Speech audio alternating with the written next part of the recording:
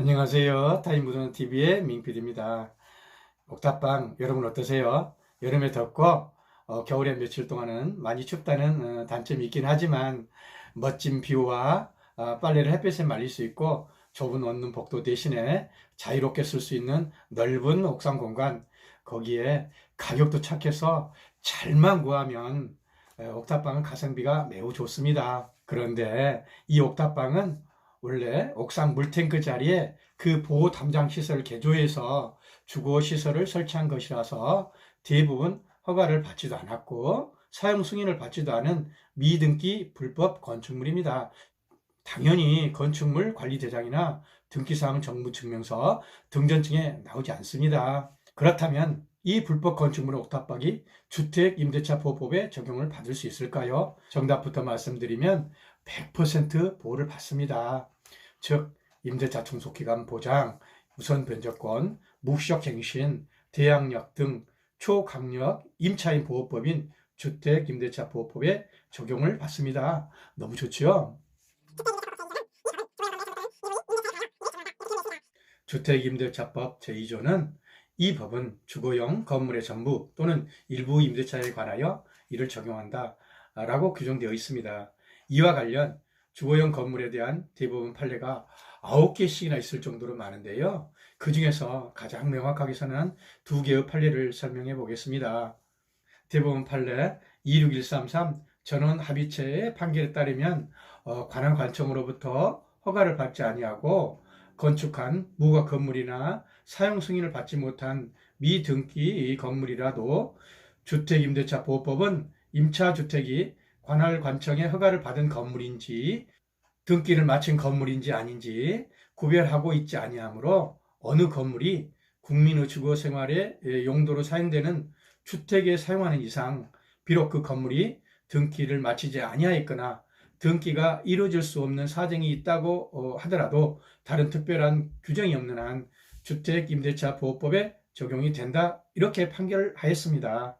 두 번째로 대법원 판례 85-1367의 판례를 보면 주택임대차보호법 제2조의 주거용 건물이란 공부상의 표시에도 불구하고 그 실질 용도에 따라서 정의하고 임대차 계약 체결 당시 건물의 구조상 주거용으로서의 형태가 실질적으로 갖추어져 있어야 한다라고 규정하였습니다. 즉, 계약 체결 당시 실제 용도가 거주용 주택이냐 아니냐가 판단 기준이 되는 것입니다.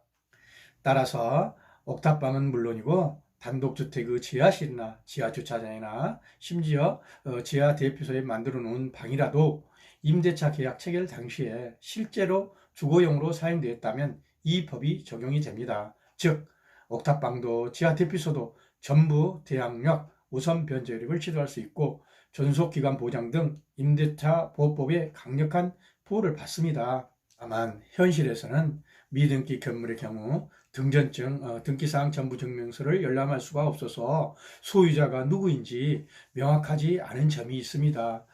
조금 운이 나쁘면 관할구청이 옥탑방이나 주차장을 불법 건축물을 이유로 철거할 수도 있고요. 계약기간이 만료된 후에 새로운 입주자를 쉽게 찾지 못할 가능성이 매우 높아서 임차보증금을 쉽게 반환받지 못할 수 있다는 위험이 있으니 이 점은 주의하시기 바랍니다.